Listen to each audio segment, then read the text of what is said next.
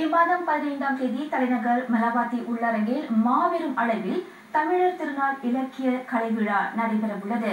இவ்வாண்டின் மாபெரும் இலக்கிய கலை விழாவாக திகழும் இவ்விழாவில் கலந்து கொண்டு தமிழ் இன்புற பொதுமக்கள் அழைக்கப்படுகின்றனர். மதியம் மணி 2 தொடங்கி மாலை மணி வரையில் தமிழ் உங்களை அழைக்கிறது எனும் கருப்பொருளில் இந்த தமிழர் திருநாள் நடைபெறும்.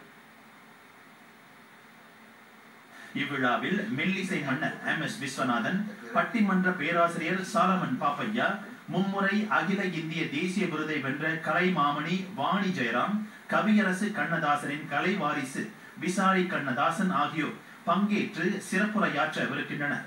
இவர்களுடன் இவ்விழாவில் உள்ளூர் இசை கலைஞர்களும் இணைகின்றனர். கடந்த காலங்களில் கவியரசு கண்ணதாசன் விழா மற்றும் தமிழர் திருநாள் நிகழ்ச்சி இந்த மண்ணில் சிறப்பாக இடம்பெற்றிருக்கிறது.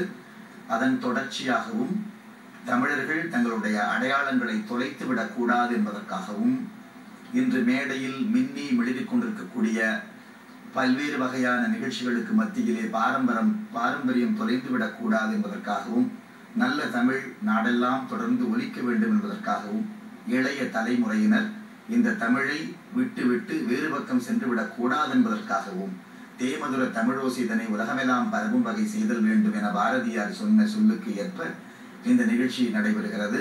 இந்நிகழ்ச்சியில் நாட்டில் தமிழ் மொழி வளர்ச்சிக்காக அரும்பங்காற்றி வரும் கனிமொழி குப்புசாமி, கலைத்துறை மேம்பாட்டுக்கு வித்திட்ட தஞ்சை இந்திரா மாணிக்கம், சமூகவியல் துறையில் முழு ஈடுபாடு காட்டி வரும் டிரா மலேசியா அமைப்பின் தலைவர் சரவணன் சின்னப்பன் ஆகியோரும் சிறப்பு செய்யப்படுவர். இது தமிழர் திருநாள், தமிழுக்கு ஒரு நிகழ்ச்சி. இது எல்லாரும் வந்து கலந்துக்கணும்.